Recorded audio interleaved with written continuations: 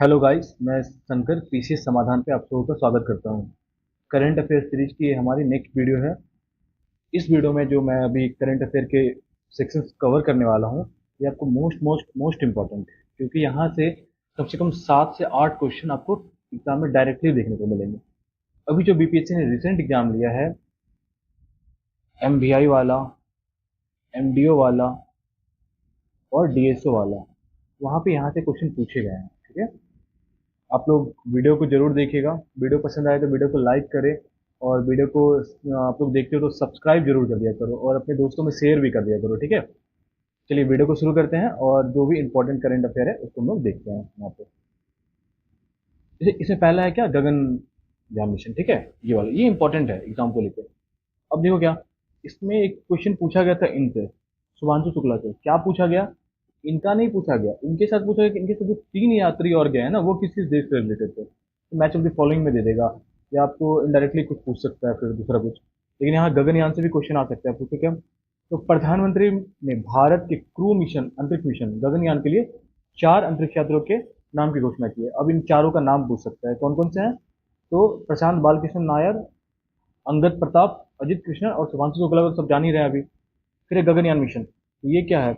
ये गगनयान मिशन में मानव युक्त और मानव रहित दोनों मिशन शामिल है। ठीक है, कहाँ जाएगा ये? तो लियो में जाएगा, लोअर अर्थ ऑर्बिट, निम्न पृथ्वी कक्षा। फिर ये गगनयान कार्यक्रम की कुल लागत कितनी है? तो 9,023 करोड़ रुपए। ठीक है, पहला मानव रहित गगनयान 1 मिशन अंतिम मिशन के लिए प्रौद्योगिकी की तैयारी की जांच करने के लिए एक परीक्षण उड़ान 2024 के अंत तक शुरू होने वाली है। ठीक है, फिर है गगनयान के सभी मिशनों के लिए कौन सा रॉकेट यूज किया जाएगा। तो ये भी पूछा जा सकता है एग्जाम में डायरेक्ट आपको। तो कौन सा है? LVM-3 रॉकेट, ये याद रखिएगा, ये इंपॉर्टेंट है। फिर इस मिशन में पर्यावरण नियंत्रण एवं जीवन समर्थन प्रणाली के बिना क्रू मॉडल की विशेषता वाली प्रौद्योगिकी तत्परता का आकलन करना है। ठीक है, ये इंपॉर्टेंट है, इसको देखना है। फिर है चंद्रयान 3। ये पुराना करंट अफेयर है, बट क्वेश्चन पूछा जा सकता है क्योंकि ये भी इंपॉर्टेंट है। और मैक्सिमम जो है ना, डीएसओ वाले एग्जाम में आप लोग देखेंगे तो 2024 से करंट अफेयर ज़्यादा थे। ठीक है, तो करंट अफेयर कुछ भी नहीं है, वो कभी कभी पूछ सकता है। ठीक है, तो फिर भी 71st बीपीएससी के लिए तो नया ही आएगा। बट एक बार हम लोग को ये भी देख लेते हैं, चंद्रयान 3 भी इंपॉर्टेंट है। चंद्रयान 3 में क्या था? एक महत्वाकांक्षी चंद्र मिशन है। ठीक है, सिंपल सा जो इंपॉर्टेंट फैक्ट है इसमें ये देखते हैं।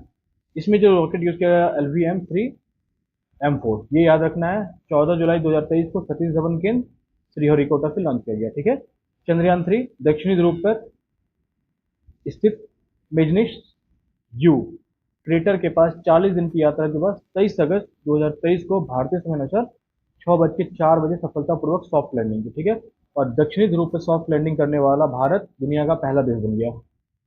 चंद्रयान 3 को सफलतापूर्वक पूरा करने में एस सोमनाथ, इसरो के अध्यक्ष, पी वीर मुथुवेल, चंद्रयान 3 के प्रोजेक्ट डायरेक्टर, और मोहन कुमार, मिशन डायरेक्टर की महत्वपूर्ण भूमिका रही है। ठीक है, अब यहाँ पे एक और फैक्ट है क्या, चंद्रयान 3 के लैंडर का नाम क्या था? विक्रम था।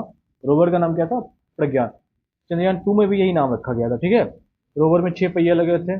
फिर विक्रम 4 लैंडर पर 4 पेलोड लगे हुए थे, क्या नाम है वो नहीं याद रखना, बस 4 पेलोड रखे हुए थे, ये याद रखना है ओनली। ठीक है, फिर चंद्रयान 3 मिशन के दौरान रोवर के टायरों ने चंद्रमा की सतह पर भारत का राष्ट्रीय चिन्ह अशोक स्तंभ का निशान बनाया। ठीक है, फिर यहाँ पे देखिए अन्य बिंदु, भारत चंद्रमा के दक्षिणी ध्रुव पर पहुंचने वाला दुनिया का पहला देश बन गया। ठीक है, अमेरिका, रूस, चीन के बाद भारत चंद्रमा पर सॉफ्ट लैंडिंग करने वाला दुनिया का चौथा देश बन गया। ठीक है, भारत प्रधानमंत्री, यहाँ पे देखिए प्रधानमंत्री नरेंद्र मोदी ने क्या घोषणा की है? विक्रम लैंडर जहां पे उतरा उसे शिव शक्ति पॉइंट, और जहां चंद्रयान 2 के पद चिन्ह पड़े वहां पे तिरंगा पॉइंट के नाम से जाना जाएगा। और क्या किए हैं? 23 अगस्त को नेशनल स्पेस डे के तौर पे घोषणा कर दी मनाने का। ठीक है, तो 23 अगस्त को चंद्रयान 3 की चंद्रमा पर सफल लैंडिंग हुई थी, ये भी याद रखना है, इंपॉर्टेंट है। अब चंद्रयान 1 मिशन कब हुआ था? तो 22 अक्टूबर 2008 को। इसका रॉकेट कौन सा था? ASLV-XL-3 फिर चंद्रयान 2 22 जुलाई 2019 को। इसका रॉकेट कौन सा? GSLV-MK3। ठीक है, ये इंपॉर्टेंट है, याद रखिएगा। फिर आदित्य 11, यहाँ से डीएसओ एग्जाम में रिसेंटली बीपीएससी ने क्वेश्चन पूछा है। ठीक है, तो आदित्य 11 सूर्य के व्यापक अध्ययन के लिए समर्पित उपग्रह है। ठीक है, प्रोजेक्ट डायरेक्टर निगर साजी, mission director Biju S R. यहाँ पे तो L1 सूर्य पृथ्वी कक्षा के लैंग्वेज पॉइंट 1 को संदर्भित करता है। यही पूछा था डीएसओ के एग्जाम में, ठीक है। इतना याद रखिएगा तो यहाँ से क्वेश्चन बनेगा, अगर तो निकल जाएगा आंसर। इसरो ने 2 सितंबर 2023 को अपने पहले सूर्य मिशन आदित्य L1 को प्रक्षेपित किया। डेट याद रखना है, डेट भी पूछा जाता है। सतीश धवन केंद्र श्रीहरिकोटा से PSLV C57, ये याद रखना है। आदित्य L1 को क्या किया, प्रक्षेपण किया गया। फिर यहाँ पे ये सब उतना इंपॉर्टेंट नहीं है, बट वो याद रखना है जो चीज़ मैंने आपको बताया ना, ये फैक्ट इंपॉर्टेंट है। यहाँ पे ऊपर वाला इसको याद रख लेना है, ठीक है। फिर चलते हैं आगे। अब देखिए क्या, उपग्रह लॉन्च और प्रक्षेपण यान, अभी जो रिसेंट लॉन्च किया गया मिशन है EOS-09, 18 मई 2025 को PSLV C61। इसके तीसरे चरण की में तकनीकी समस्या आ जाने के कारण मिशन पूरा नहीं हो सका, याद रखना है, ये इंपॉर्टेंट है। फिर NBS-02, तो 29 जनवरी 2025 को GSLV F15, यह इसरो का 100वां मिशन था। ये इंपॉर्टेंट है आपको, क्योंकि ये इसरो का 100वां मिशन है, इसको पढ़ के जाइएगा आपको, बहुत इंपॉर्टेंट है। फिर स्पेस एक्स मिशन 30 दिसंबर 2024 PSLV C60, 16 जनवरी को भारत अंतरिक्ष में 2 उपग्रहों के साथ जोड़ने की डॉकिंग प्रक्रिया स्पेस एक्स में सफल हो गया। इस मिशन के तहत डॉकिंग तकनीक को 2 उपग्रह HDO-X01 चेंजर और HDX-02 टारगेट को एक दूसरे से जोड़ा गया। अब ऊपर से देख लीजिए, यहाँ पे ये सब इंपॉर्टेंट नहीं, बट ये 100वां मिशन इंपॉर्टेंट है, ये देख सकते हैं। फिर ESA प्रोबर्ट 3, 5 दिसंबर 2024 PSLV C59, ये यूरोपीय अंतरिक्ष एजेंसी के उपग्रह को इसरो इसके द्वारा सफलतापूर्वक प्रक्षेपित किया गया, ठीक है। इसके द्वारा यूरोपीय अंतरिक्ष एजेंसी के उपग्रह। फिर EOS-08 मिशन 16 अगस्त 2024 SSLV D3,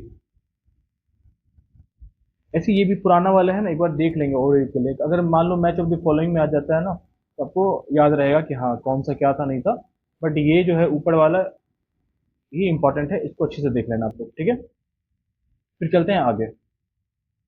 फिर मिशन का नाम, अपेक्षित लॉन्च मुख्य बिंदु, ये जो आगामी मिशन है ना उसके बारे में बता रहा है। तो भारतीय अंतरिक्ष स्टेशन 2028-35, ये इंपॉर्टेंट है, इसको याद रखना है। फिर चंद्रयान 4 मिशन 2028, ये भी बहुत इंपॉर्टेंट है। फिर गगनयान 2 2025, ये मानव रहित अंतरिक्ष यान उड़ान परीक्षण है, ये भी याद रखना है। निसार 2025, ये इंपॉर्टेंट इसलिए हो जाता है ना, ये पूछा जाएगा आपको एग्जाम में, ठीक है। ये उम्मीद है कि पूछा जाना चाहिए, क्योंकि ये NASA ISRO synthetic aperture radar Nisar, NASA और इसरो के बीच एक संयुक्त परियोजना है, ये इंपॉर्टेंट हो जाता है, याद रखिएगा। गगनयान 3 2027, 3 सदस्यीय चालक दल को 3 दिन के मिशन के लिए 400 किलोमीटर की कक्षा में भेजा जाएगा। शुक्रयान 2028, चंद्रयान ध्रुवीय अन्वेषण लुपेक्स मिशन 2027-28, मंगलयान 2 2026, ठीक है, इसको याद रखना है। फिर देखिए, चंद्रमा पर मनुष्य को भेजने का लक्ष्य इसरो ने कब का रखा है, 2040 का रखा है, ये भी इंपॉर्टेंट है, ये भी याद रखिएगा, एग्जाम में पूछा जा सकता है। फिर चलते हैं आगे। फिर पर्यावरण से संबंधित इंपॉर्टेंट करंट अफेयर जो है, तो देखिए यहाँ से क्वेश्चन बनेगा आपका एक 18वीं भारतीय वन स्थिति रिपोर्ट 2023, क्योंकि अभी जो रिसेंट एग्जाम हुए हैं तीनों एग्जाम में नहीं पूछा गया, यहाँ से क्वेश्चन 71st बीपीएससी में बनना चाहिए। आप लोग इसको देखिए जरूर। पहला क्या है कि भारतीय वन सर्वेक्षण FSI द्वारा प्रति 2 वर्षों पर प्रकाशित, ठीक है, 1987 में पहली बार प्रकाशित हुआ। IFSR 2023 रिपोर्ट, ये इस श्रृंखला की क्या है, 18वीं रिपोर्ट है। 21 दिसंबर 2024 को पर्यावरण वन जलवायु परिवर्तन मंत्री श्री भूपेंद्र यादव द्वारा विमोचन, ठीक है। राष्ट्रीय वन नीति 1988 के अनुदेश अनुसार देश में कुल भूभाग का 33% भाग वन होना चाहिए, ये एक फैक्ट है, याद रखना है, एग्जाम में पूछा जाएगा। जो वर्तमान में 21.76% है, यहाँ केवल 19 राज्यों और केंद्र शासित प्रदेशों के पास 33% से अधिक वन क्षेत्र है, ये फैक्ट है, यहाँ से क्वेश्चन बन सकता है, इसको याद रखना है, ठीक है। फिर देखिए भारत में वन आवरण, भारत का वन आवरण कितना है, 7,15,343 वर्ग किलोमीटर है, ठीक है। टोटल कितना है परसेंटेज में, 21.76, ठीक है। 2021 की तुलना में 156 वर्ग किलोमीटर की वृद्धि हुई है। फिर है आपको भारत में वृक्ष आवरण, तो कुल कितना है, 1,12,014 वर्ग किलोमीटर, परसेंटेज में कितना है 3.41%, और 2021 से कितना वृद्धि हुई है 23 में 1289 वर्ग किलोमीटर की वृद्धि हुई है, ठीक है। वृक्षावरण पे गवर्नमेंट जो है इसे भी ध्यान दे रही है, तो इसमें वृद्धि ज़्यादा दिखता है आपको इस कारण से। फिर है वनावरण, यहाँ बॉक्स से क्वेश्चन बनेगा, आपको ये बॉक्स से याद करी जाएगा। 7,15,343 वर्ग किलोमीटर, और 21.76%। वृक्षावरण 1,12,014 किलोमीटर स्क्वायर और 3.141%। बेटे कुल कितना है? 25.17%। ये परसेंटेज को याद करके जाएगा कि क्या पूछ रहा है। वनावरण पूछ रहा है आपको कि वृक्षावरण पूछ रहा है या कुल पूछ रहा है। वनावरण प्लस वृक्षावरण दोनों पूछ रहा है, तो ये परसेंटेज पे पूछा गया है क्वेश्चन पहले भी, अभी भी पूछा जा सकता है। फिर है क्षेत्रफल के अनुसार सर्वाधिक वन आवरण वाले राज्य, तो ये तो सबसे ज्यादा मध्य प्रदेश, इसलिए वन मेला जो अभी देखेंगे ना ये मध्य प्रदेश में ही हुआ है। तो मध्य प्रदेश, अरुणाचल प्रदेश और छत्तीसगढ़। फिर सबसे कम जो है हरियाणा, पंजाब, गोवा। फिर नॉर्थ सर्वाधिक वन और वृक्षावरण आवरण वाले तीन राज्य मध्य प्रदेश, अरुणाचल, छत्तीसगढ़, वही लिख दिया है, ठीक है। फिर सर्वाधिक वन आवरण में वृद्धि, कहाँ पे वृद्धि हुई है इस सब? तो मिजोरम में वृद्धि हुई है, गुजरात में, उड़ीसा में। कहाँ पे कमी हुई है? तो जहाँ सबसे ज्यादा वन आवरण है वहाँ कमी ही हुई है। कौन सा है? मध्य प्रदेश है, आंध्र प्रदेश है और तेलंगाना है, ठीक है, ये याद रखिएगा। फिर इधर है सर्वाधिक वन आवरण में प्रतिशत वाले राज्य, ये पूछा जाता है सेक्शन को। यहाँ पे लोग कंफ्यूज हो जाते हैं, ठीक है, यहाँ कंफ्यूज नहीं होना। परसेंटेज में पूछा जाए और राज्य पूछा जाए तो मिजोरम है, ठीक है, फिर अरुणाचल प्रदेश है। फिर सर्वाधिक वन आवरण प्रतिशत वाले केंद्र शासित प्रदेश, ठीक है, तो यहाँ से क्वेश्चन बना है, एमबीआई के एग्जाम में पूछा गया है, बीएसओ के एग्जाम में पूछा गया है, लेकिन बजट से ये आपको जनगणना से पूछा गया था केंद्र शासित प्रदेश वाला। इसको याद कर जाइएगा कहीं यहाँ से वन आवरण वाला पूछ ले। तो केंद्र शासित प्रदेश में सबसे ज्यादा कहाँ पे? तो लक्षद्वीप में है 91.33%, और अंडमान निकोबार 81.62%, ये इंपॉर्टेंट है। बहुत घने वन कहाँ पे है? अरुणाचल प्रदेश। मध्यम रूप से घने वन मध्य प्रदेश। खुले वन मध्य प्रदेश, ठीक है। ये देखिए भारत में बांस धारित कुल क्षेत्रफल कितना है? 1,54,470 वर्ग किलोमीटर, जिसमें सबसे अधिक कहाँ है? मध्य प्रदेश में है, 20,421 किलोमीटर स्क्वायर, ठीक है। भारत वन आवरण के मामले में दुनिया में 10वां स्थान है, जबकि रूस का पहला स्थान है, ये याद रखिएगा, इंपॉर्टेंट है। फिर मैंग्रोव क्षेत्रफल, ठीक है, मैंग्रोव वनस्पति। तो देश के कुल मैंग्रोव और एक कच्छ वन में कितना है? 4,991.68 किलोमीटर स्क्वायर, जो कि देश के कुल भौगोलिक क्षेत्रफल कितना है? 0.15% है, ठीक। कितना है? 12 राज्य और केंद्र शासित प्रदेशों में है। 21 की तुलना में कितनी वृद्धि हुई है? 7.43 किलोमीटर स्क्वायर की, ठीक है। यहाँ से नॉर्मल ये पढ़ लेंगे ना कि कौन सा कहाँ पे ज्यादा है कहाँ कम है, तो इसका काम निकल जाएगा आपको। सर्वाधिक मैंग्रोव वाले राज्य कौन से हैं? तो प्रथम राज्य कौन है? फर्स्ट कौन है? प्रधान पश्चिम बंगाल, ठीक है। द्वितीय कौन है? गुजरात। तृतीय कौन है? अंडमान निकोबार। फिर है केंद्र शासित प्रदेश, ये वाला याद रखिए, ये सेक्शन से क्वेश्चन आएगा, यहाँ याद रख लीजिए आप लोग, ये इंपॉर्टेंट है। और वृद्धि कहाँ पे हुई है ना, तो प्रथम में कौन है? आंध्र प्रदेश से, महाराष्ट्र है सेकंड, और कर्नाटक है थर्ड, ठीक है। तो ऊपर वाला याद रखी जाइएगा, इंपॉर्टेंट है ये वाला। फिर चलते हैं आगे। भारत में कुल रामसर साइट, यहाँ से एक क्वेश्चन कंफर्म आएगा, या तो बिहार से रिलेटेड पूछे या तो ऑल ओवर इंडिया रिलेटेड पूछे। ये भी है, बिहार में 3 हो गया है आपको। पहला तो है कांवरताल झील, बेगूसराय 2020 में। फिर है नागी और नक्की 2024 में बनाया गया इन दोनों को। तो भारत बिहार में टोटल 3 हो गए हैं, और ओवरऑल भारत में कितने हैं? 91। ये इंपॉर्टेंट है, याद रखिएगा। आर्द्र भूमि संरक्षण हेतु 1971 में ईरान के रामसर में सम्मेलन हुआ, 1975 से प्रभावी हुआ, और भारत कब शामिल होता है? 1982 में, ठीक है। विश्व भर में कितने हैं? 2500 से अधिक रामसर स्थल है, ठीक। भारत में कुल कितना है? 91 रामसर स्थल है, ये याद रखना है। अभी की जो नया वाला ऊपर से है कुछ, उनको याद रख लेना, मैच ऑफ द फॉलोइंग में आ सकता है। तो खींचन वेटलैंड साइट कहाँ पे है? राजस्थान में, 2025 में बना है। Maynard wetland complex 2025 Rajasthan. Udhwa झील 2025 झारखंड। खिचो पलेडी आर्द्रभूमि 2025 सिक्किम। थर्थगल पक्षी अभ्यारण्य 2025 तमिलनाडु। फिर नागी पक्षी अभ्यारण्य 2024 जमुई बिहार। नकटी पक्षी अभ्यारण्य 2024 जमुई बिहार, ठीक है। अब देखिए एशिया में सबसे अधिक रामसर स्थल भारत के पास है, 91 साइट, ठीक है। और विश्व स्तर पर कितना स्थान है भारत का? तीसरा स्थान है। भारत में सबसे अधिक रामसर स्थल कहाँ पे है? तो ये भी पूछा जा सकता है, तमिलनाडु में है। टोटल कितने हैं? 20। उसके बाद उत्तर प्रदेश का स्थान है, यहाँ 10 रामसर स्थल है। रामसर सूची में शामिल होने वाले 1974 में प्रथम स्थल ऑस्ट्रेलिया क्या था? कार्बोक प्रायद्वीप था, ये याद रखना। भारत का पहला रामसर स्थल तो चिल्का झील है। सबसे बड़ा आर्द्रभूमि सुंदरवन वेटलैंड पश्चिम बंगाल। और भारत का सबसे छोटा Renuka wetland Himachal Pradesh. Match of the following में आ सकता है, इसको तो टफ बनाना चाहे तो मैच ऑफ द फॉलोइंग में पूछेगा। भारत का पहला कृत्रिम घड़ी के बैरेज, ये सब याद रखना है, इंपॉर्टेंट है। फिर कान्हा टाइगर रिजर्व में सबसे अधिक 461 आर्द्रभूमि, जिनमें से अधिकांश 2.25 हेक्टेयर से कम आकार के हैं, याद रखिएगा, इंपॉर्टेंट है।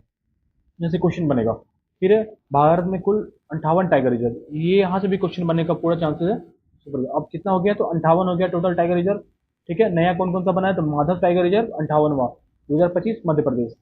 रानी राता पानी वन्यजीव अभ्यारण्य 57वां है, दिसंबर 2024, कहाँ पे है, तो मध्य प्रदेश। फिर एक गुरु घासीदास तमोर पिंगला टाइगर रिजर्व 56वां है, 2024 छत्तीसगढ़ में। ये याद रखिएगा, इंपॉर्टेंट है बहुत। एक बात और याद रखना बाघ जनगणना से, कि इसको जारी कौन करता है, भारतीय वन संस्थान। ठीक है, WII। भारत में बाघों की संख्या कितनी है, 3,382। ये याद रखना, संख्या याद रखना, ये पूछा जा सकता है। 2018-2022 के बीच बाघों की आबादी में 24.1% की वृद्धि हुई है। ठीक है, 2018 में कितने थे, 2,967। विश्व का 75% बाघ कितना है, कहाँ पे है, तो भारत में है। ठीक, सबसे ज्यादा कहाँ है, तो मध्य प्रदेश में। कितना, 785 2022 में। और बिहार का याद रखना है 54। और यहाँ पे एकमात्र टाइगर रिजर्व कौन सा है, ठीक है, तो वाल्मीकि टाइगर रिजर्व जो है कहाँ पे, पश्चिमी चंपारण में है। ये याद रखना है, ठीक है। यहाँ पे 54 है टोटल। अरुणाचल प्रदेश, उड़ीसा, झारखंड, छत्तीसगढ़, तेलंगाना बाघों की संख्या में गिरावट दर्ज की गई है। साथ ही भारत के 18 टाइगर रिजर्व ऐसे हैं जिन्हें बाघों की संख्या क्या है, 10 से भी कम है। जिम कॉर्बेट, जिसको राजा जी टाइगर अभ्यारण्य बोलते हैं, नेशनल पार्क भी बोलते हैं, भारत का पहला नेशनल पार्क है ये, Jim Corbett tiger reserve Uttarakhand में, जिसमें देश में बाघों की संख्या सबसे ज्यादा है, कितनी है, 260 है। ये याद रखिएगा, इंपॉर्टेंट है। फिर ये तेंदुआ की स्थिति रिपोर्ट, ये वाला यहाँ से क्वेश्चन बनता नहीं, बट पढ़ लेते हैं, मे भी बना दे क्वेश्चन। तो भारत में तेंदुआ की स्थिति 2022 रिपोर्ट। ठीक है, 22 में कितना है, ये याद रख लीजिए, 13,874 है। सबसे ज्यादा कहाँ पे है तेंदुआ की आबादी, तो नागा अर्जुन सागर श्रीशैलम आंध्र प्रदेश। ठीक है, ये सबसे बड़ा टाइगर रिजर्व है। तेंदुआ के उच्च घनत्व वाला tiger reserve Sariska tiger reserve, तो ये भी याद रखिएगा दोनों, कि सर्वाधिक तेंदुआ की आबादी कहाँ पे है, तो नागार्जुन सागर श्रीशैलम आंध्र प्रदेश। यूपीएससी ने इसको पूछा था एक बार। और तेंदुआ के उच्चतम घनत्व वाला टाइगर रिजर्व कहाँ पे है, सरिस्का टाइगर रिजर्व, ये भी याद रखिएगा। ठीक है, फिर सबसे ज्यादा कहाँ पे, तो मध्य प्रदेश में है, कितना, 3,097। के बाद महाराष्ट्र में है, फिर कर्नाटक में है। ठीक है, ये याद रखिएगा। बिहार में कितना है, 56, 86, ये याद रखिएगा। फिर हिम तेंदुआ का पहला सर्वेक्षण, तो ये है तो पहाड़ी इलाकों में ही मिलेगा, जहाँ पे बर्फ गिरता है या तो बर्फ रहता है। भारतीय वन्यजीव संस्थान द्वारा, ठीक, 2000, यह सर्वे 2019 से शुरू किया गया। भारत में हिम तेंदुओं की संख्या कितनी है, 718 है। ओनली 6 राज्यों और केंद्रशासित प्रदेशों में फैली हुई है। कौन कौन से, लद्दाख में सबसे ज्यादा 477, फिर उत्तराखंड में है, हिमाचल में है, अरुणाचल में, सिक्किम में है, जम्मू कश्मीर में। ठीक है,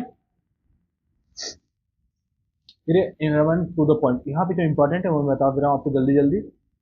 16 जून 2025 को नई दिल्ली में अंतर्राष्ट्रीय बिग कैट अलायंस, ठीक है, पहली महासभा आयोजित की गई। केंद्रीय मंत्री भूपेंद्र यादव ने, कि इस बैठक में 9 देशों के मंत्री स्तरीय प्रतिनिधिमंडल ने भाग लिया है। ठीक है, IBCA का उद्देश्य बाघ, शेर, तेंदुआ, हिम तेंदुआ, प्यूमा, जगुआर और चीता जैसे बिल्ली की 7 बड़ी प्रजाति, ठीक है, ये भी याद रखिएगा, का संरक्षण करना है। प्रोजेक्ट टाइगर के 50वीं वर्षगांठ पर इसे भारतीय प्रधानमंत्री द्वारा लॉन्च किया गया था, जिसका मुख्यालय भारत में है, इसलिए इंपॉर्टेंट है ये। ठीक है, हरियाणा सरकार ने अरावली पहाड़ी में एशिया की सबसे बड़ी जंगल सफारी बनाने की घोषणा की है। विश्व ऊर्जा रिपोर्ट के अनुसार भारत 2024 में दुनिया का चौथा सबसे बड़ा जैव ईंधन उपयोगकर्ता देश बन जाएगा। 8 जुलाई 2025 को मध्य प्रदेश के पन्ना टाइगर रिजर्व में एशिया की सबसे उम्रदराज जीवित हथनी वत्सला का निधन हो गया, जिसकी आयु क्या थी, 100 से वर्ष से भी अधिक थी। देश में एशियाई शेरों की आबादी कितनी है, 32%, बढ़कर कुल 891 हो गई है। पिछले 5 वर्षों में 217 शेर बढ़े। ठीक है, केंद्र सरकार द्वारा एशियाई शेरों की आबादी को संरक्षण प्रदान करने का प्रोजेक्ट प्लान मंजूरी दी गई है। ठीक है, भारत में अंतर्राष्ट्रीय जैव विविधता दिवस पर्यावरण मंत्रालय के तत्वावधान में उदयपुर में आयोजित की गई, ये याद रखना है। भारत में तटरक्षक बल ने उड़ीसा के गहिरमाथा तट पर ऑलिव रिडले कछुओं के रेस्क्यू के लिए ओलिविया चलाया। ठीक है, ऑलिव रिडले टर्टल।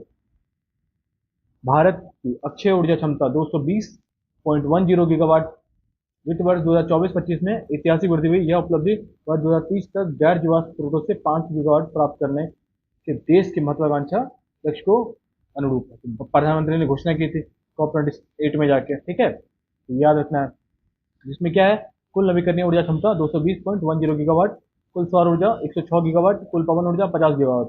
नवीकरणीय ऊर्जा में राजस्थान कहाँ पे है, प्रथम स्थान पे है, क्रमशः गुजरात, तमिलनाडु और कर्नाटक उसके बाद है। फिर नवीकरणीय ऊर्जा में भारत का स्थान चौथा है, जहाँ सौर ऊर्जा में भारत का स्थान तीसरा है और पवन ऊर्जा में चौथा है। ठीक है, फिर चलते हैं इधर। ऑस्ट्रेलिया के निगलू द्वीप पर भीषण प्रवाल विरंजन हुआ हो मतलब हो रहा है। तो पूछ लेगा कि निगलू द्वीप कहाँ पे स्थित है, तो ऑस्ट्रेलिया में है। हाल ही में 119वें मन की बात कार्यक्रम में प्रधानमंत्री ने बाघ संरक्षण हेतु सोलिका जनजाति, तो सोलिका जनजाति पूछ लीजिएगा कहाँ से रिलेटेड है, तो सोलिका जनजाति जो है कर्नाटक की है, ठीक है ना। बिलगिरी रंगनाथ स्वामी मंदिर बाघ अभयारण्य में निवास करती है, ये भी याद रखिएगा, इंपॉर्टेंट है, क्वेश्चन बन सकता है। फिर उत्तराखंड के हल्द्वानी में महाभारत वाटिका का निर्माण किया जा रहा है। यहाँ पे 37 प्रजातियों को लगाया गया है। भारत में जैव ईंधन के उत्पादन में तीसरे सबसे बड़ा देश बन गया जैव ईंधन के उत्पादन में।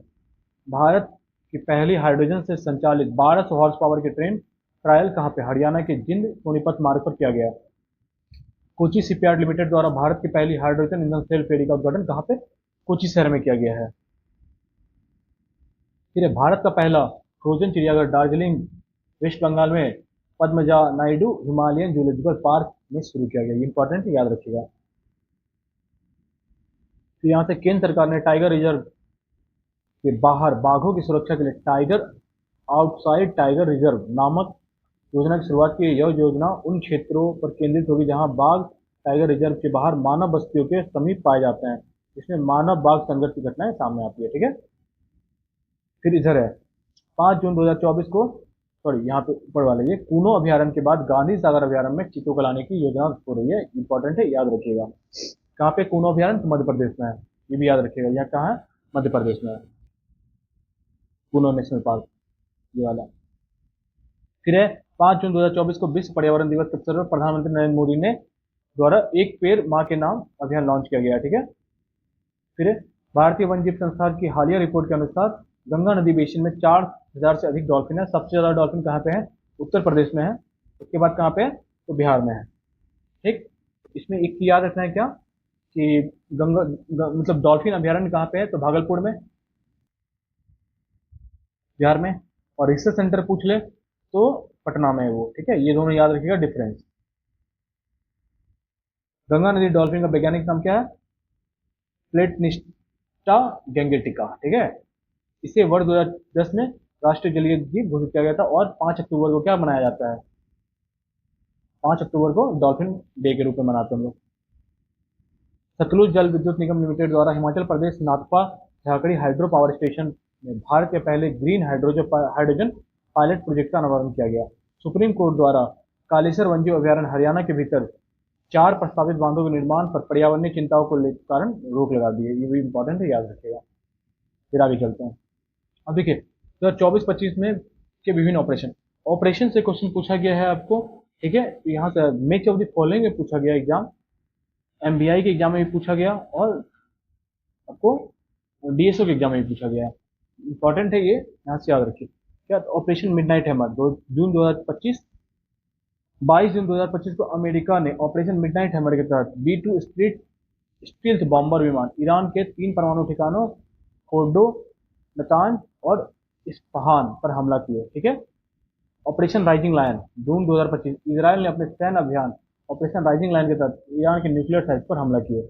ऑपरेशन सिंधु जून 2025, ईरान इजराइल के बीच बढ़ते संघर्ष के बीच भारत द्वारा ईरान में फंसे भारतीय छात्रों को वापस लाने के लिए किया गया। तो ऑपरेशन सिंधु याद रखना है, इंपॉर्टेंट है। फिर है ऑपरेशन सिंदूर, मई 2025, 22 अप्रैल को हुए पहलगाम आतंकी हमले के विरोध में 7 मई 2025 को पाकिस्तान के विभिन्न आतंकी ठिकानों पर हवाई हमले। ऑपरेशन शील्ड मई 2025, 21 मई 2025 को भारत सरकार द्वारा ऑपरेशन शील्ड के तहत पाकिस्तानी सीमा सटे राज्यों में नागरिक सुरक्षा हेतु मॉक ड्रिल का आयोजन किया गया। ऑपरेशन ब्रह्मा मार्च 2025, भारत सरकार द्वारा म्यांमार भूकंप पीड़ितों को चिकित्सीय सहायता हेतु ऑपरेशन ब्रह्मा चलाया गया।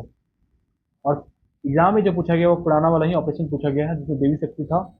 फिर ऑपरेशन अजय था, अक्टूबर 2023, इजराइल हमास संघर्ष के बीच भारतीय नागरिकों को सुरक्षित वापस लाने के लिए भारत सरकार द्वारा ऑपरेशन अजय चलाया लॉन्च किया गया। फिर ऑपरेशन कावेरी पूछा गया, अप्रैल 2023 में सूडान में चल रही गृह युद्ध के कारण वहां फंसे भारतीय नागरिकों को निकालने के लिए ऑपरेशन कावेरी शुरू की गई, ठीक है।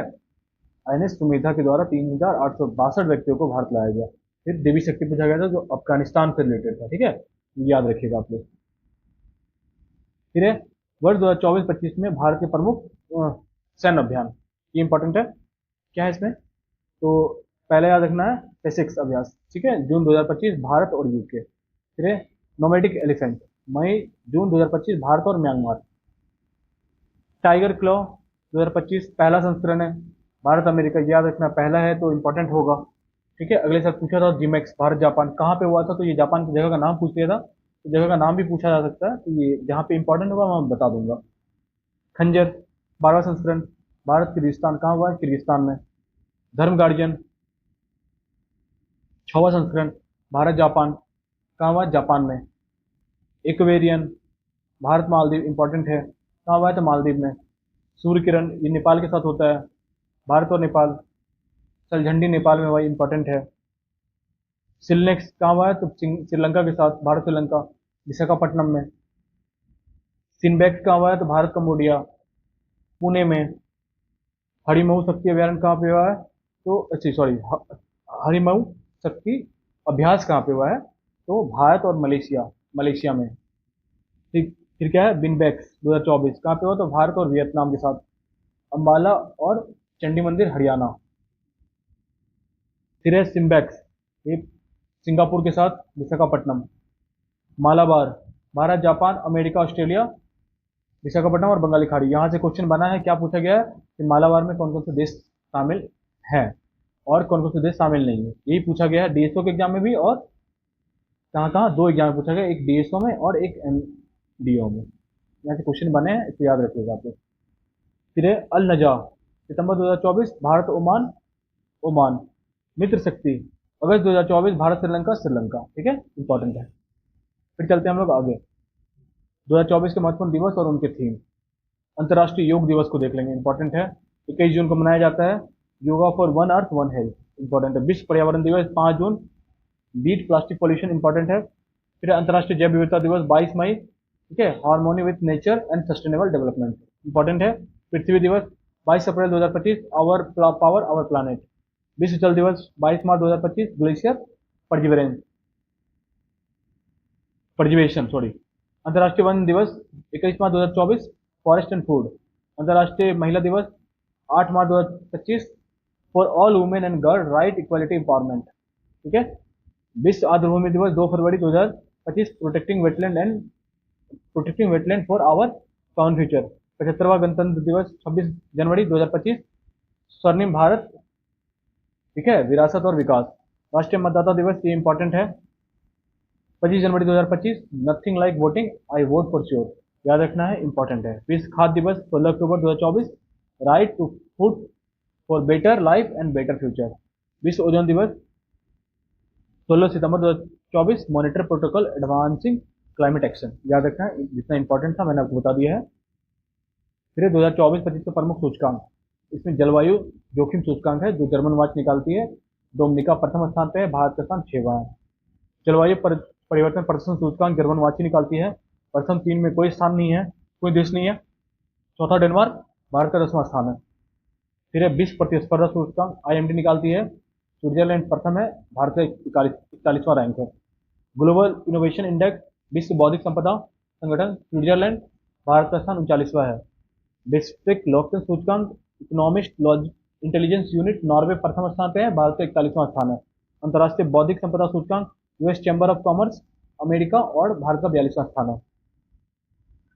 हेलने पासपोर्ट सूचकांक, international airport authority Singapore, Bharat का 85वां स्थान है। भ्रष्टाचार बोध सूचकांक, ट्रांसपेरेंसी इंटरनेशनल, डेनमार्क प्रथम स्थान पे, भारत का 96वां स्थान है। ग्लोबल हंगर इंडेक्स में क्या है, सेंसर वर्ल्ड वाइड वैल्यू हंगर हिल, देश 22 देश प्रथम स्थान पे है इसमें, और भारत का 105वां स्थान है। स्कोर कितना है, 27.3। फिर विश्व खुशहाली रिपोर्ट, संयुक्त राष्ट्र सतत विकास समाधान नेटवर्क, फिनलैंड प्रथम स्थान पे है, भारत का 118वां स्थान है। विश्व आर्थिक स्वतंत्रता सूचकांक, हेरिटेज फाउंडेशन और वॉल स्ट्रीट जर्नल, सिंगापुर प्रथम स्थान पे है और भारत का 128वां स्थान है। मानव विकास सूचकांक इंपॉर्टेंट है, संयुक्त राष्ट्र विकास कार्यक्रम यूएनडीपी आइसलैंड प्रथम है, भारत का 130वां स्थान है, स्कोर 0.685 है। विश्व प्रेस स्वतंत्रता सूचकांक, रिपोर्टर विदाउट बॉर्डर्स, नॉर्वे, इसमें 151वां स्थान है। यहाँ पे ना पहले 2024 में कितना था, 159वां था, तो यहाँ पे सुधार हुआ है। पर्यावरण प्रदर्शन सूचकांक, येल विश्वविद्यालय अमेरिका, एस्टोनिया प्रथम स्थान पे है और भारत का संख्या 176वां है। ठीक है, अगले साल कितना था, 180वां था, यहाँ पे भी 4 रैंक का सुधार हुआ है।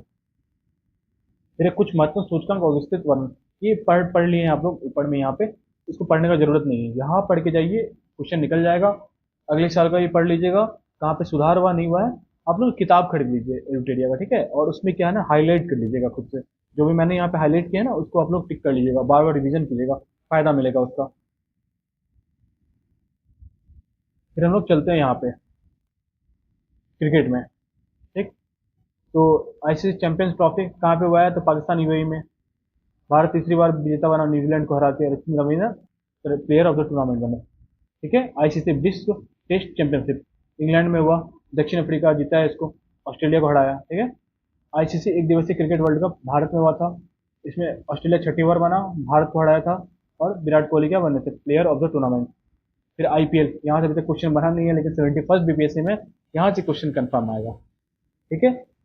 तो रॉयल चैलेंजर बेंगलुरु जीता है, पंजाब किंग्स को हराया है, ठीक है, याद रखना है। डब्ल्यूपीएल जो महिला वाला होता है, तो उसमें विजेता कौन है, मुंबई इंडियंस दिल्ली कैपिटल को हराई है, ठीक है, याद रखिएगा, इंपॉर्टेंट है, यहाँ से क्वेश्चन बनेगा, एक क्वेश्चन तो कंफर्म आएगा 71st बीपीएससी में। कम से कम आरसीबी का ये तो हक बनता है कि एक क्वेश्चन यहाँ से पूछा जाए, अभी तक किसी एग्जाम में पूछा नहीं गया है। फिर है नौवा पुरुष T20 वर्ल्ड कप 2024, कहाँ पे होगा, यूएसए और वेस्ट इंडीज, ठीक है। भारत दूसरी बार विजेता बना है, किसको हराया, दक्षिण अफ्रीका को।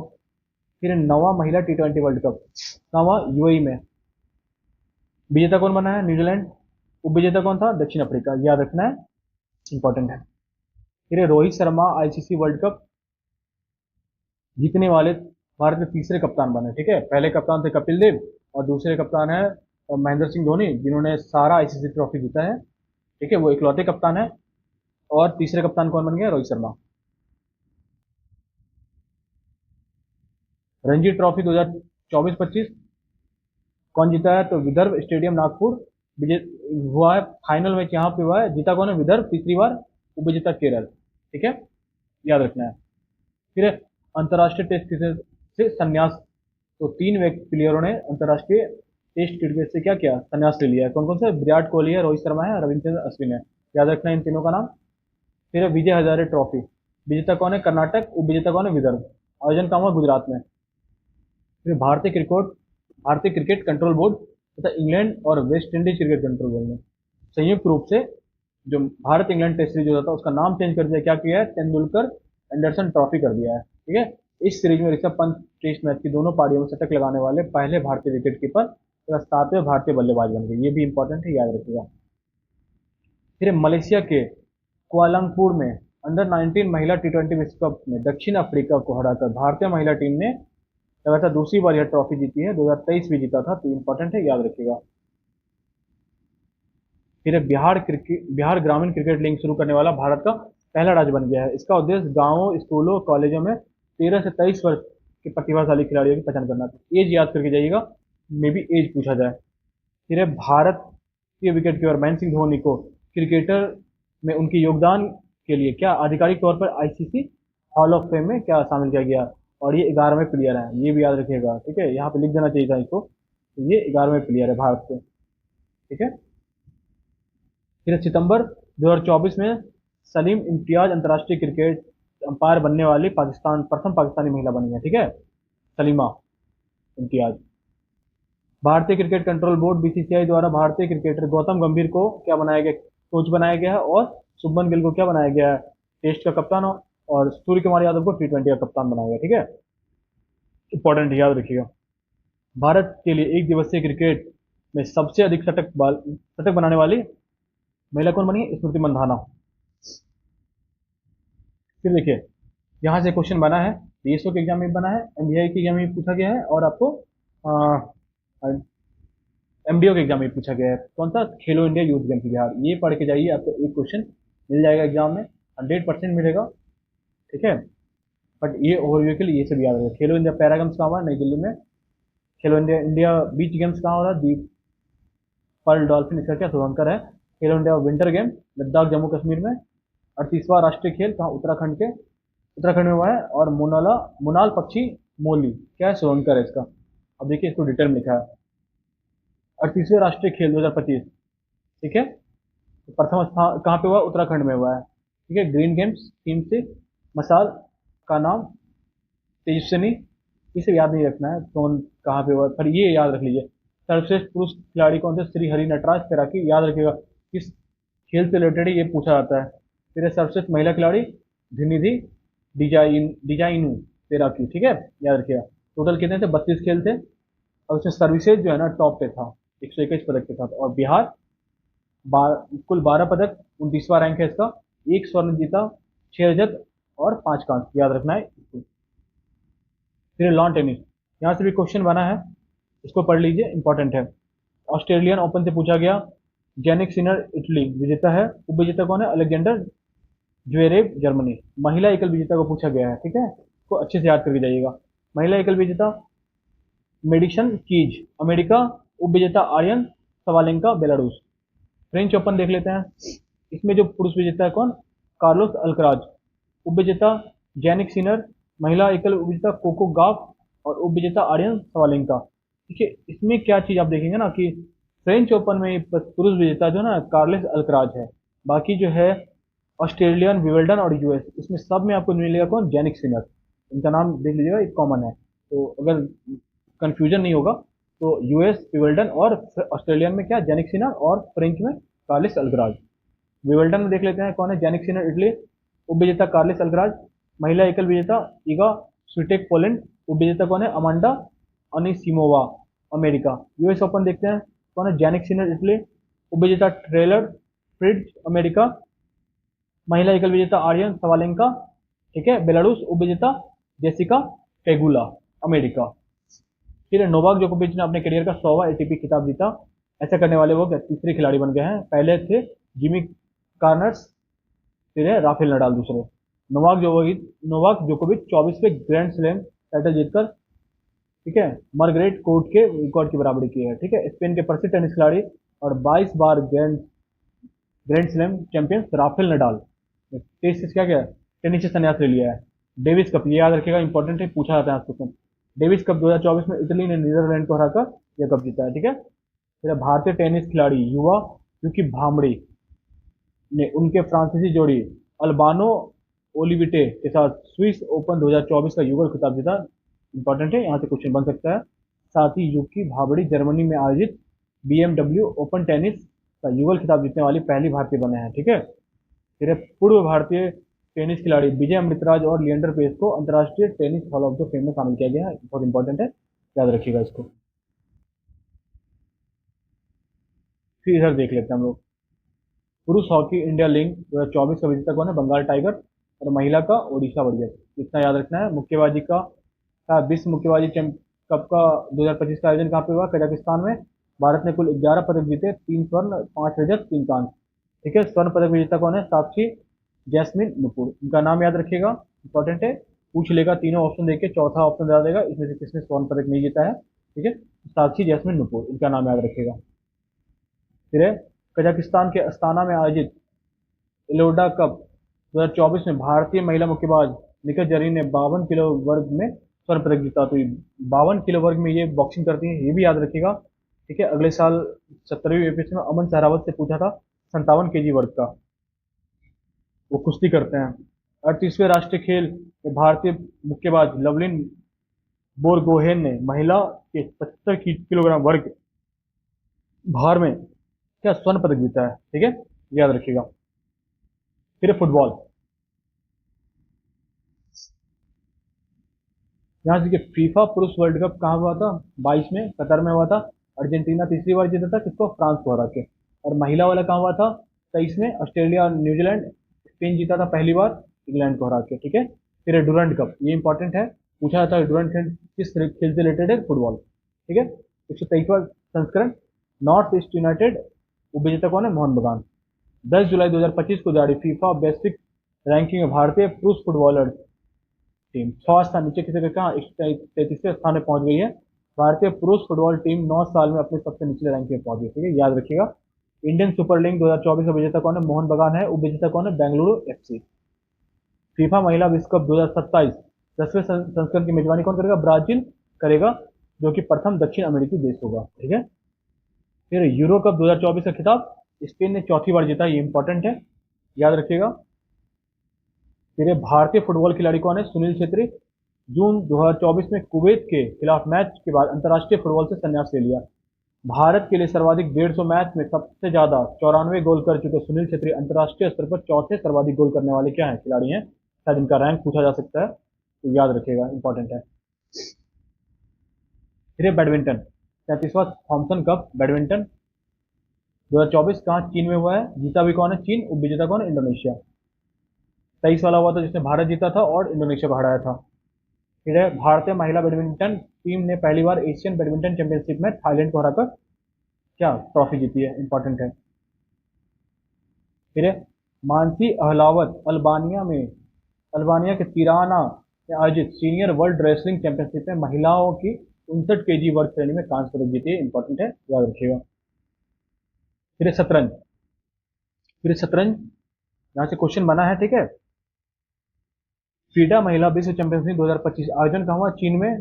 जीते विजेता कौन है? जू वेनजून, ठीक है, याद रखना। FIDA world rapid and blitz championship 2024 आयोजन कहाँ हुआ? अमेरिका में। विजेता कौन है? कॉर्नेडो हम्पी, भारत।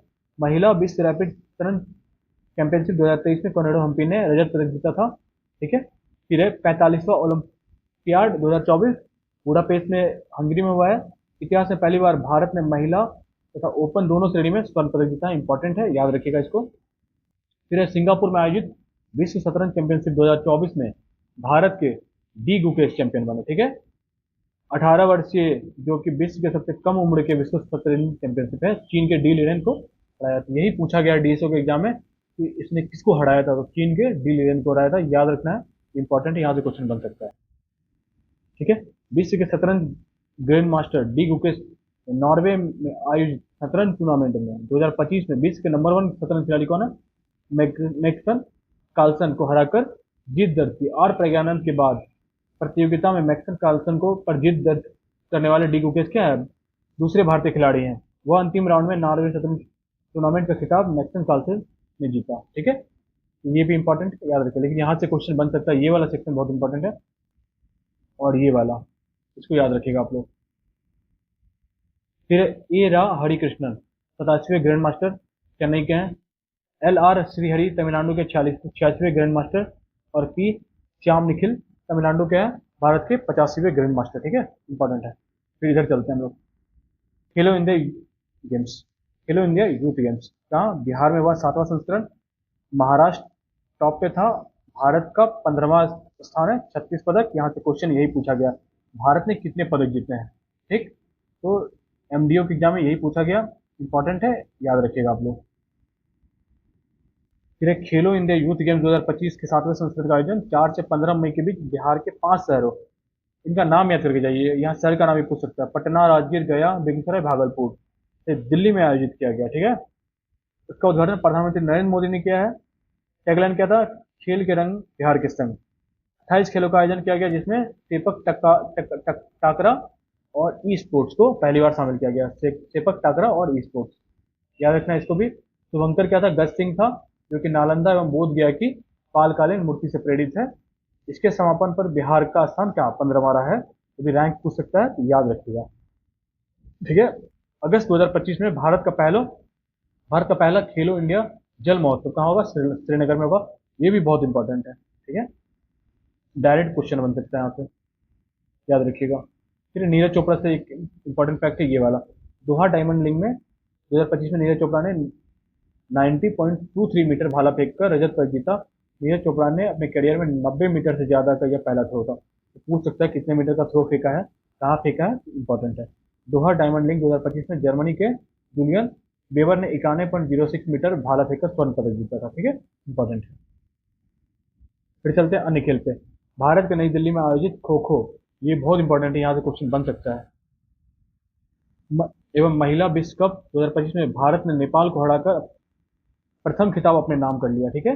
खो खो विश्व कप का दूत सलमान खान और टाइगर श्रॉफ को बनाया गया था। इसका स्वयंकर तेजस और तारा था। ये पढ़ के जाइएगा, यहाँ से बन सकता है क्वेश्चन। फिर है हाल ही में उसी में नहीं मोनाको ग्रैंड प्रिक्स में फार्मूला 2 स्प्लिट रेस जीतने वाले पहले भारतीय बने। सांसद खेल महाकुंभ 19 से 22 अप्रैल का उद्घाटन राजनाथ सिंह द्वारा लखनऊ के केडी बाबू सिंह स्टेडियम में किया गया है। 8 प्रतिस्पर्धा में 25 खिलाड़ियों ने भागीदारी की है। ठीक है, इंपॉर्टेंट है। फिर देखते हैं इधर एशियाई महिला कबड्डी चैंपियनशिप कहाँ पे है? 2025। विजेता कौन है? भारत। उपविजेता कौन है? ईरान। इतना याद रखना है बस। फिर है वर्ल्ड स्नूकर चैंपियनशिप 2024। आयोजन कहाँ पे हुआ है? इंग्लैंड में हुआ है। विजेता कौन है? Kieron Wilson, England. ठीक है, इंपॉर्टेंट ये भी है। फिर है भारत ने ओलंपिक 2036 की मेजबानी का दावा पेश किया, अंतर्राष्ट्रीय ओलंपिक समिति को सौंपा आशय पत्र। कहाँ पे? तो अहमदाबाद मेजबानी शहर के रूप में प्रबल दावेदार। फिर है 14वीं तक्षशिला राष्ट्रीय गंगा नदी तैराकी प्रतियोगिता का उद्घाटन पटना में किया गया, इसलिए इंपॉर्टेंट है। ठीक है, 13 किलोमीटर लंबा तैराकी प्रतियोगिता पुरुष वर्ग में विजेता कौन बने हैं? गौरव कावेरी, पश्चिम बंगाल। और महिला वर्ग में विजेता विजेता कौन बनी है? प्राची पल्लवी साहू, बिहार। इंपॉर्टेंट है, याद रखिएगा, यहाँ से क्वेश्चन बन सकता है। फिर एक कॉमनवेल्थ गेम्स 2026 में कुछ खेल बाहर हुए तथा कुछ खेलों की एंट्री हुई है। ठीक है, बाहर होने वाले खेलों को याद रख लीजिएगा। यहाँ पे लिखा हुआ है 13 खेल है टोटल। उनका नाम पढ़ लीजिएगा: cricket, hockey, badminton, wrestling, rugby 7s, driving, squash, table tennis, beach volleyball. ठीक है, ये सब याद रख लीजिए। साइकिलिंग है, रोड साइकिलिंग, माउंटेन है। तो शामिल होने वाले खेलों को याद रख लीजिएगा, यहाँ पे इंपॉर्टेंट है। बस ओवरव्यू के लिए देख लीजिएगा, क्वेश्चन बन भी सकता नहीं भी बनेगा, बट देख सकते हैं हम लोग। पैरा ओलंपिक में खेल में 2 स्वर्ण पदक जीतने वाले प्रथम भारतीय महिला कौन है? तो अवनी लखेरा है, जो कि शूटर है। ठीक है, क्या है? शूटर है। पैरा ओलंपिक में 2 बार स्वर्ण पदक जीतने वाले सुमित अंतिल दूसरे भारतीय खिलाड़ी बने। ठीक है, याद रखिएगा। फिर है राष्ट्रपति द्रौपदी मुर्मू ने महिला घुड़सवार दिव्य कीर्ति सिंह को अर्जुन अवार्ड से सम्मानित किया। यह पुरस्कार पाने वाली वो पहली महिला घुड़सवार है, इसलिए इंपॉर्टेंट है। डायरेक्ट पूछेगा कि घुड़सवार जो है दिव्यकीर्ति सिंह का जो है ना, कौन से खेल से रिलेटेड है? तो महिला घुड़सवार है, याद रखिएगा ऐसे। हाल ही के खेल में हाल ही में खेल और युवा मंत्रालय ने खेलो इंडिया महिला लिंग का नाम बदलकर अस्मिता महिला लिंग कर दिया है। ठीक है, अस्मिता, यहाँ फुल फॉर्म में लिखा हुआ है इसका, but ये खाली नाम याद रख लेना कि अस्मिता महिला लिंग कर दिया है। फिर 33वां ग्रीष्मकालीन ओलंपिक, इसको पढ़ लेते हैं एक बार बस और व्यू के लिए। इससे इंपॉर्टेंट तो नहीं है अभी यहाँ पे 71st के लिए, बट पढ़ लेते हैं। 26 जुलाई 11 अगस्त से 11 अगस्त के बीच हुआ पेरिस फ्रांस में 33वां। ठीक है, पेरिस में ये तीसरा था, 1924, 2024। इससे पहले कहाँ पे? लंदन में हुआ है 1908, 1948 और 2012 में। ठीक है, ये थीम वगैरह ये सब देख लीजिएगा। फिर 4 खेलों को, ये इंपॉर्टेंट हो सकता है, यहाँ से क्वेश्चन बन सकता है। इस बार 4 खेल breaking, sport climbing, skateboarding और सफरिंग को क्या क्या शामिल किया गया था, जिसमें ब्रेकिंग ब्रेक डांस ने ओलंपिक में अपनी शुरुआत की।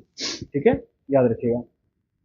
उद्घाटन समारोह ओलंपिक इतिहास में पहली बार किस नदी किनारे? सीन नदी में के किनारे आयोजित हुआ।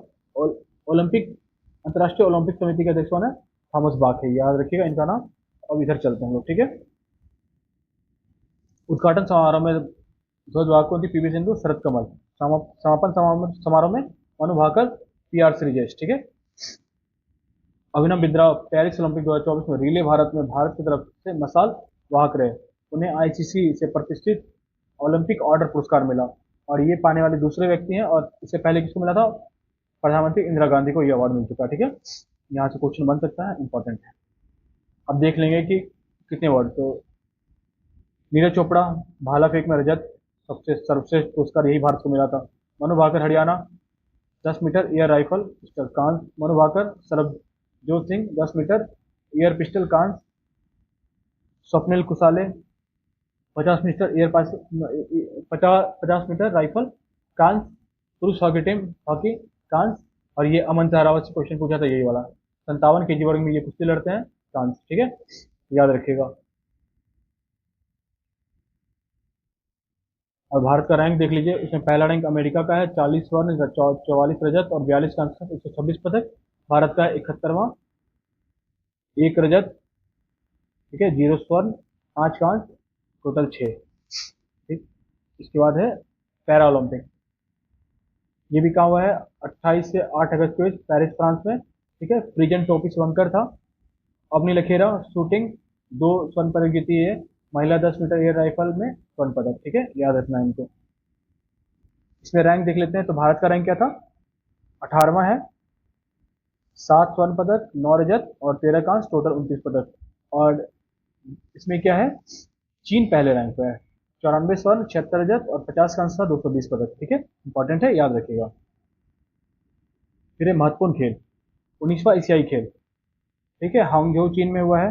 बस इतना याद रख लीजिए, भारत पहली बार 100 पदक का जो तालिका है ना, तो क्रॉस कर गया है, ये याद रखना है। और 20 से ज़्यादा स्वर्ण पदक भी जीते हैं। तो रैंक याद रख लिए, क्या चीन का पहला रैंक है 383 पदक के साथ, और भारत का क्या है 28 स्वर्ण पदक के साथ चौथा रैंक है। भारत, चीन, जापान, दक्षिण कोरिया, भारत 28 स्वर्ण पदक, 38 रजत और 41 कांस्य, तो 7 पदक जीते हैं भारत में टोटल। ठीक, फिर इधर आते हैं चौथा पैरा एशियाई गेम्स। इसमें भी बस रैंक याद रख लीजिए भारत का, तो चीन का पहला रैंक है और भारत का 5वां है, 111 पदक के साथ 29 स्वर्ण, 31 रजत और 51 कांस्य। ठीक है, इंपॉर्टेंट है। फिर चलते हैं आगामी खेलों का आयोजन। ठीक है, यहाँ पे भी क्वेश्चन बनता है, क्रिकेट का देख लेते हैं। T20 विश्व कप जो है अब 26 में कहाँ होगा, तो भारत श्रीलंका में, 28 में कहाँ होगा, ऑस्ट्रेलिया न्यूजीलैंड में। दो याद कर लीजिए बस, 26 और 28 वाला, बस इतना ही इंपॉर्टेंट है। आईसीसी पुरुष एक दिवसीय विश्व कप कहाँ पे होगा, 27 वाला, दक्षिण अफ्रीका, जिम्बाब्वे और नामीबिया। अब यहाँ पे ऐसे ऑप्शन बन सकता है, तीनों डाल देगा, चौथा ऑप्शन क्रिएट कर देगा, पूछेगा यहाँ पे कहानी होने वाला है, तो ये भी है। तीन ऑप्शन वाले में तीन, जहाँ पे तीन जगहों का नाम है, यहाँ पे ये पॉसिबिलिटी बन रहा है अभी। फिर 2021 में भारत और बांग्लादेश। ठीक है, आईसीसी चैंपियंस ट्रॉफी 2029 भारत में होगा। 10वां आईसीसी T20 विश्व कप, क्रिकेट विश्व कप इंग्लैंड में होगा। महिला वाला आईसीसी महिला एक दिवसीय क्रिकेट विश्व कप कहाँ होगा, भारत और श्रीलंका में होगा। अंडर 19 T20 पुरुष वर्ल्ड कप कहाँ होगा, जिम्बाब्वे और नामीबिया में होगा। अंडर 19 महिला T20 विश्व कप वर्ल्ड कप कहाँ होगा, तो मलेशिया में होगा। T20 पुरुष एशिया कप 2025 कहाँ पे होगा, भारत में होगा। एक दिवसीय पुरुष एशिया कप कहाँ पे होगा, 27 में भारत में होगा। ठीक है, याद रखना है। फिर फुटबॉल का 23वां फीफा फुटबॉल विश्व कप, यूएसए, मैक्सिको, कनाडा। 24वां Spain, Portugal, Morocco, Argentina, Paraguay, Uruguay. ठीक है, फीफा महिला विश्व कप 27 में ब्राजील में। FIFA club world cup 2025 USA में। फीफा अंडर 20 पुरुष विश्व कप कहाँ, चिली में होगा। हॉकी का 16वां पुरुष हॉकी विश्व कप बेल्जियम और नीदरलैंड में। महिला वाला भी बेल्जियम और नीदरलैंड में। ठीक है, दोनों याद रखिएगा। फिर है ओलंपिक, 34वां ग्रीष्मकालीन ओलंपिक लॉस एंजलिस यूएसए में। 35वां ब्रिस्बेन ऑस्ट्रेलिया में। 25वां शीतकालीन ओलंपिक मिलान और कार्टेना इटली। और 26वां शीतकालीन ओलंपिक फ्रांस में। ठीक है, इतना याद रख। फिर राष्ट्रमंडल खेल 23वां कहाँ होने वाला है, स्कॉटलैंड में। पहले ऑस्ट्रेलिया में होने वाला था, ऑस्ट्रेलिया ने मना कर दिया, इसलिए स्कॉटलैंड में होने वाला। ठीक है, यही लिखा हुआ है यहाँ पे। एशिया एशियाई खेल 20वां एशियाई खेल अब कहाँ होगा, नागोया जापान में। 19वां कहाँ हुआ था, चीन में हुआ था। 19वां जो है चीन में हुआ था। ठीक है, 21वां कहाँ होगा, दोहा, कतर में। फिर विविध में पहला खो खो विश्व कप, ये इंपॉर्टेंट है, भारत में होने वाला है, तो याद रखिएगा, डायरेक्ट पूछ लेगा यहाँ क्वेश्चन। विश्व बैडमिंटन चैंपियनशिप भारत में। महिला कबड्डी विश्व कप राजगीर, बिहार में। ठीक है, ये भी बहुत इंपॉर्टेंट है, इसको याद करके जाइएगा, पूछ लेगा डायरेक्ट। फिर है प्रमुख राष्ट्रीय सम्मेलन 2024-25, इंडिया मोबाइल कांग्रेस 2025 नवा संस्करण, यहाँ से डीएसओ में पूछा है और एमबीआई में भी पूछा है। अक्टूबर 2025 में यशोभूमि नई Delhi, theme innovation to transport, अनावरण कौन किया था, श्री ज्योतिरादित्य एम सिंधिया। ठीक है, ने किया। 27वीं पूर्वी क्षेत्रीय परिषद जुलाई 2025 में रांची में हुआ, केंद्रीय गृह मंत्री कौन, अमित शाह। 31 मार्च 2026 तक देश को नक्सल मुक्त बनाने का लक्ष्य दोहराया गया। 10वां रायसीना डायलॉग कहाँ पे हुआ, मार्च 2025 में नई दिल्ली में। मुख्य अतिथि कौन है, न्यूजीलैंड के प्रधानमंत्री क्रिस्टोफर लक्सन। इसको याद रखिएगा नाम के साथ। विषय क्या है, कालचक्र, लोग, शांति और ग्रह। नारी शक्ति के विकास, नारी शक्ति से विकसित भारत सम्मेलन, मार्च 2025 नई दिल्ली में। इस सम्मेलन का आयोजन महिला एवं बाल विकास मंत्रालय के द्वारा किया गया है, और एक हैशटैग क्या चलेगा, सी बुल्स भारत। ठीक है, 85वें अखिल भारतीय पीठासीन अधिकारियों का सम्मेलन कहाँ हुआ, जनवरी 2025 पटना में हुआ है, ये याद रखना, इसीलिए इंपॉर्टेंट है।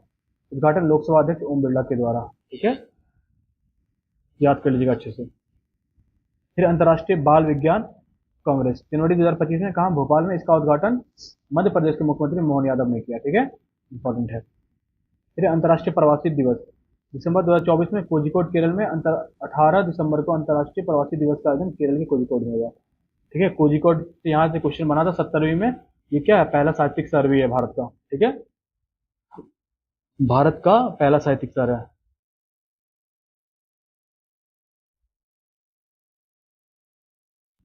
कोझिकोड। फिर 8वां धर्म धम सम्मेलन अगस्त 2024 में अहमदाबाद में, मुख्य अतिथि जगदीप धनकर, जिन्होंने इस्तीफा दे दिया है। वर्ष 2024 के सम्मेलन का विषय था धर्म और धम्म में ब्रह्मांड विज्ञान। ये यहाँ से थीम वगैरह पूछा जाता है, तो इसको याद करके जाइएगा अच्छे से, बहुत इंपॉर्टेंट है। फिर प्रमुख अंतर्राष्ट्रीय सम्मेलन 2024-25। ठीक है, तो 17वां ब्रिक्स सम्मेलन कहाँ हुआ है, जुलाई 2025 में रियो डी जेनेरिया में। इतना याद कर लीजिएगा कहाँ हुआ है, कैसे हुआ है, इतना पूछेगा। पहला सागर माथा संवाद मई 2025 काठमांडू में हुआ है। ठीक है, और भारत से जो प्रतिनिधित्व किए थे तो भूपेंद्र यादव किए हैं, इनका नाम याद रखना है बस। विश्व हाइड्रोजन शिखर सम्मेलन मई 2025 रॉटरडम नीदरलैंड में हुआ है। ठीक है, याद रखना है। 6वां ब्रिक्स सम्मेलन अप्रैल 2025 बैंकॉक में हुआ है। बिम्स्टेक, सॉरी, 6वां बिम्स्टेक सम्मेलन कहाँ पे, अप्रैल 2025 बैंकॉक में हुआ है। विश्व सतत विकास शिखर सम्मेलन मार्च 2025 नई दिल्ली में। ठीक है, इसका थीम याद रखिएगा, सतत विकास और जलवायु समाधान में तेजी लाने के लिए भागीदारी। मोबाइल वर्ल्ड कांग्रेस मार्च 2025 बार्सिलोना स्पेन में, भारत का प्रतिनिधित्व ज्योतिरादित्य सिंधिया ने किया है। ठीक है, 8वां हिंद महासागर सम्मेलन फरवरी 2025 मस्कट ओमान, भारत की तरफ से एस जयशंकर शामिल हुए हैं। ठीक है, याद रखना इतना।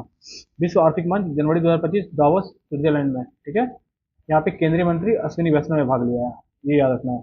5वां आसियान डिजिटल मंत्रियों की बैठक जनवरी 2025 बैंकॉक थाईलैंड। ठीक है, ये याद रखना है।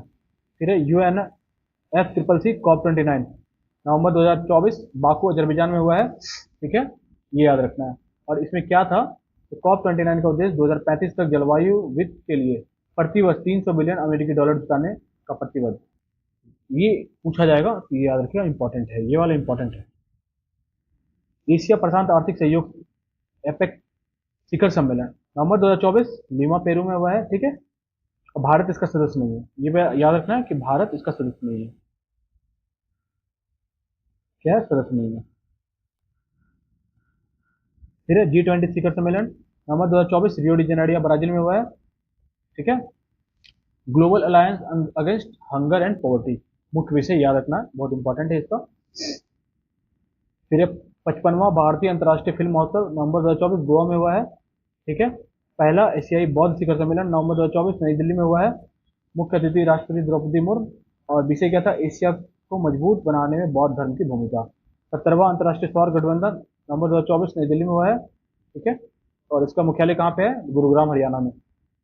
SCO के शासनाध्यक्षों की बैठक अक्टूबर 2024 इस्लामाबाद पाकिस्तान में हुआ है। भारत का प्रतिनिधित्व विदेश मंत्री एस जयशंकर ने किया था। ठीक है, याद रखना है। फिर आगामी बैठक 20वां G20 शिखर सम्मेलन कहाँ हो रहा है, तो दक्षिण अफ्रीका में। COP30 ब्राजील में।